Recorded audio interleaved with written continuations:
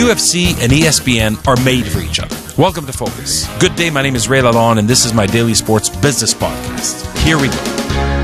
I want to talk to you about this 2018 agreement between ESPN and UFC that started on January 1st, 2019, as far as the partnership. And I want to talk about how this deal became a reality. What does it mean? What is the value? Why is it so valuable for ESPN and for UFC? And what does the future look like for both of these partners 5 years from now? 25 years ago, kickboxing, cage fighting, mixed martial arts, however you want to term it, wasn't necessarily being accepted as a mainstream traditional sport. Of course, people were looking at the blood, looking at people fighting each other with their hands and feet, looking at the potential risk and injuries, and they were saying, I cannot watch this. This is really not acceptable in our society. At the time, fighters were being paid when they showed up. Years later, decades later, UFC was sold for $4 billion US. UFC is a mainstream sport that gets sports news coverage. They get time on the airwaves every day. There are experts, analysts, commentators, fighters from around the world. There's a global audience for the UFC. Very few sports have a global audience. Very few sports products travel around the world to showcase their products. Formula One, golf, and tennis. Obviously, there are sports like soccer that are played everywhere. But one league, one product going everywhere around the world, very few of them. And I don't know that anybody does it better than the UFC right now. So when you look at the value of this partnership, which in dollars is worth $1.5 billion US for the next 5 years, they're going to get mainstream traditional television on ESPN, ESPN2, and other traditional networks, but they're also going to get the digital business, the OTT on ESPN Plus. And ESPN Plus needs this kind of quality partnership and product to be able to sell subscriptions, whether they're $4.99, $5.99, whatever the number. The fact is they need content that people are going to want to see.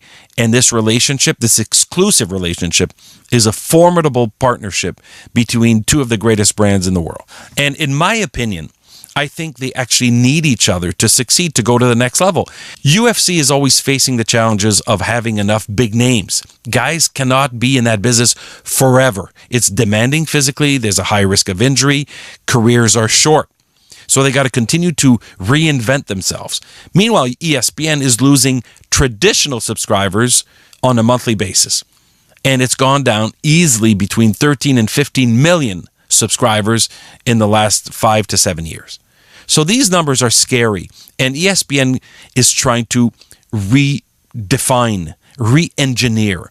So they have a new president, Jimmy Pitaro, and his mandate is to reach a younger audience, find product and content, and produce the best product for a younger generation, for a younger audience. And if that wasn't our society 20, 25 years ago, it is today. It is very relevant. Fighting, combat fighting, warrior, gaming, esports is always about one-on-one. It's always about group fighting. It's always about it always has a spin-off from violence. Now, if you manage it well, it's not an issue. If you don't manage it well, it can lead to other serious problems in society. But the UFC is first and foremost entertainment. It is a tremendously well-produced. Having seen a few of those big nights, I can tell you that it is a showcase.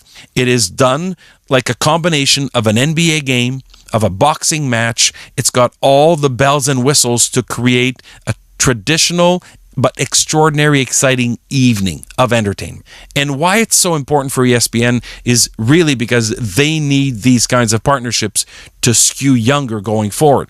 And what is the key for UFC is to have a platform like ESPN that will take them around the world and be able to showcase their brand. Together, they are really a perfect marriage of two of the strongest brands today in 2019. And I believe that it's going to be so successful that in a few years, as they expire their 5-year agreement, they're going to sign up for more money, more events, and a greater relationship. Because I think this is the best place for UFC to be, to continue the growth of their brand and to continue to compete for younger audiences around the world.